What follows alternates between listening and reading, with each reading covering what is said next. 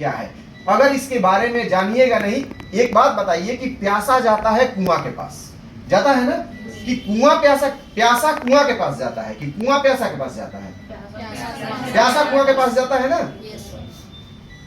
तो प्यासा जब कुआं के पास जाता है तो आपको तो सेंटर में आकर के अपना काउंसलिंग लेना होगा ना। अगर नहीं लीजिएगा, जो जागत है सो पावत है, जो सोवत है सो खोत है। जो पर्वतों से टकराता है उसे तूफान कहते हैं, जो पर्वतों से टकराता है उसे तूफान कहते हैं, और जो परिस्थितियों से टकराता है उसे ही जवान कहते हैं। आप वो युवा और वो स्मार्ट, वो उम्दा लड़के हैं, और आप तमाम लोग अपने घर के बहुत प्यारे होते हैं, अपने मम्मी पापा के सब लोग बहुत प्यारे होते हैं, बहुत दुलारे होते हैं।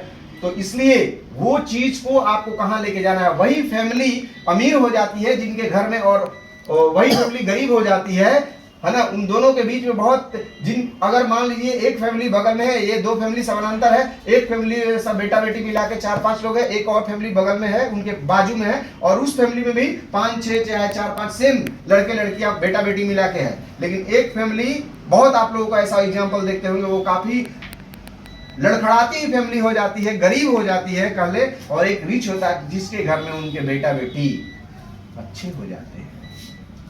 विद्वता नहीं है।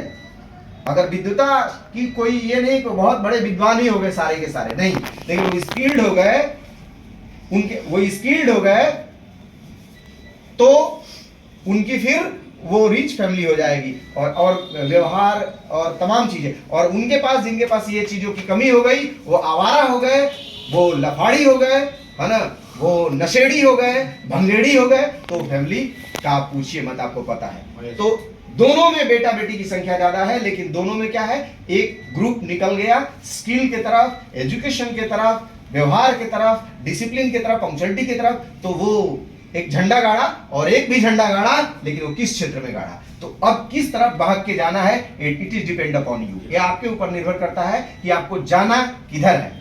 हम अभी डीएसएम बन के बात नहीं कर रहे हैं, डीएसएम बन के काम कर रहे थे, लेकिन अभी बात कर रहे हैं आप लोगों को मानसिक क्षितिज पे और मानस पटल पे एक नई दिशा आ जाए। इस वजह से हम इस तरह की कंसेप्ट को आप तक पहुंचाना चाहते हैं। राइट? आर यू रीड मी और नॉट? तो इसलिए आप लोगों को तर्पण करना होगा इसमें। अगर आप इसमें अपना तर्पण नहीं करेंगे तो आने वाले समय में आप फिर क्या करेंगे, आपके पास पछतावा के अलावा कुछ भी बचेगा नहीं। क्योंकि जिंदगी तो बेवफा है, एक दिन ठुकराएगी, जिंदगी तो बेवफा है, एक दिन ठुकराएगी, और मौत महबूबा है, अपने साथ लेकर जाएगी। वो छोड़ने वाली है क्या? कैसे छोड़ने वाली नहीं है? क्योंकि आपके और हमारे दादाजी गए, परदादाजी गए, दादी जी गई, परदादी जी गई, और हम लोग आरईसी में जी रहे हैं। ये कब टिकट कंफर्म हो जाएगा ना आपको पता, ना मेरे को पता। और युवा पीढ़ी के लिए गीता के किसी पन्ना में आपको एक श्लोक मिल जाएगा कि चंदनम शीतलम लोके चंदनादपि चंद्रमा, चंदनम शीतलम लोके चंदनादपि चंद्रमा, चंद्रात चंद्रमश्च अपि शीतलम साधु संगति। इसका भावार्थ ये होता है कि इस जगत पे ये फ्रेंडशिप पे है ना, ये संगत के ऊपर है। और बहुत सारे हमारे युवक और युवतियां वो विकृत मानसिकता से विकीर्ण मानसिकता हो जाती है उनकी, उसमें बहुत प्रबल, बहुत बड़ी एक कारण है उनका संगत। और ये श्लोक गीता के किसी पन्ना से लिया गया श्लोक ये यही निवेदित कर रहा है आप तक कि आप सिर्फ और सिर्फ फुटानी के ताली वाली नहीं बजा रहे। धन्यवाद। इसलिए आप लोग इस चीज को, इस कॉन्सेप्ट को रखें, है ना।